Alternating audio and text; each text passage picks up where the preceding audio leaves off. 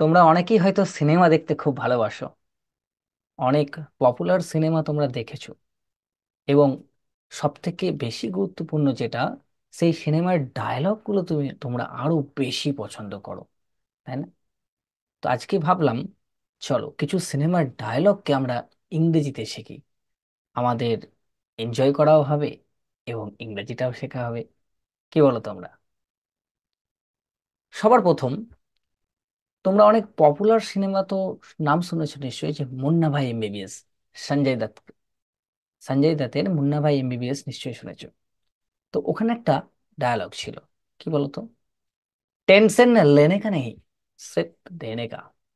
শুনেছো নিশ্চয়ই, টেনশন लेने का नहीं, सिर्फ देने का। তো এটাকে আমরা ইংরেজিতে বললে কি হবে? Don't take tension, just pass it to others. Don't take tension, just pass it to others. তোমরা শাহরুখ খানের একটা খুব পপুলার সিনেমা নিশ্চয়ই দেখেছো, চক দে ইন্ডিয়া। সেখানে একটা পপুলার ডায়লগ আছে। শাহরুখ খান বলছেন, हर टीम में बस एक ही गुंडा हो सकता है, और इस टीम का गुंडा मैं हूं। যদি আমরা এটাকে ইংরেজিতে বলি তাহলে কি হবে? There can be only one rowdy in every team, and I am the rowdy of this team. Next আরেকটি ডায়লগ আছে শাহরুখ খানের, ওম শান্তি ওম সিনেমার।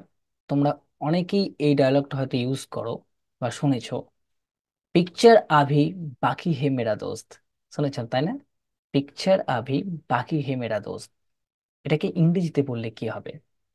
My friend, the movie is not over yet. My friend, the movie is not over yet. আজকে আমি তিনটে dialogue তোমাদের সঙ্গে শেয়ার করলাম। এই তিনটের মধ্যে কোনটা তোমাদের ফেভারিট, বা কোন সিনেমাটা তোমরা দেখেছো, এটা অবশ্যই কমেন্টে জানিও। ভালো থেকো সবাই, দেখা হবে পরের কোনো এক ভিডিওতে। Bye bye.